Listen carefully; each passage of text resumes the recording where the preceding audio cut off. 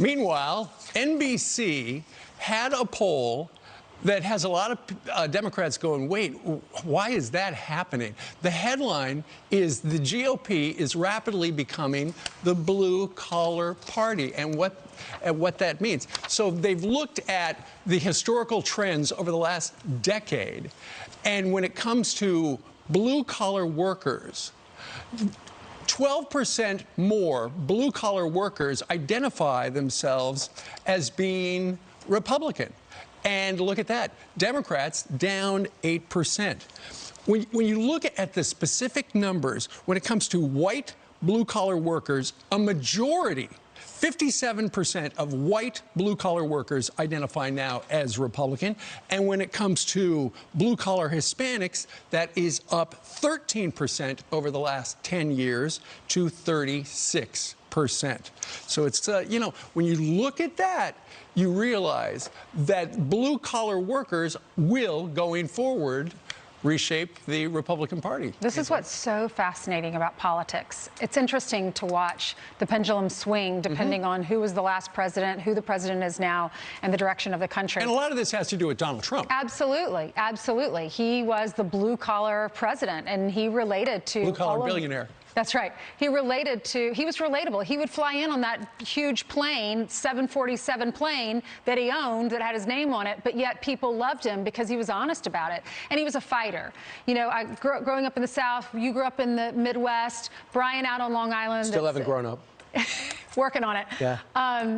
We relate to many of his policies because he was fighting for the guy in middle America who wakes up. Now, I love this phrase. Someone here at work always says this.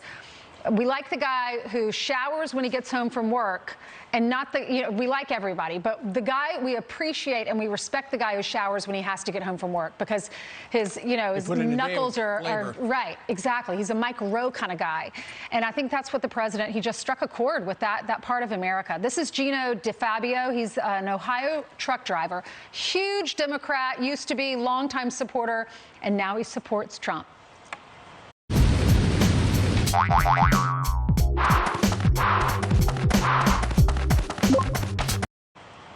It's not just because of the message. It's what happened the last 4 years, and how the Democrats want to run the government.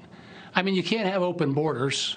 You can't have the trade restrictions they put on us, and then expect the blue-collar workers to thrive. The government should work for the working people, not at them or against them. Everybody wants the same thing. They want to be able to provide for their family and live their lives and have a good life. And the Republicans are offering a way to do that. And one of the things he did when the president cracked down on these trade deals and wanted to bring manufacturing back here and started putting America first, that translated into more jobs for Americans. And the reason why wages increased, he got rid of regulation. And guess who benefited? Those people at the bottom working their way up through middle class positions. And they said, wow, this guy is going out for us.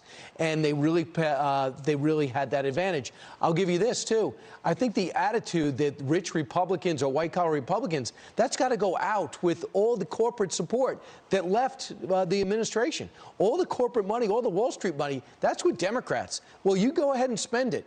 But the flip side of that is people are looking at that and saying, if you're going to take their money, you're not on our side. And when Lindsey Graham comes out and says we have to build on what the president did, that's increased Hispanic support, that's increased blue-collar support, and fully embrace that. What they got to do also is focus on suburban women.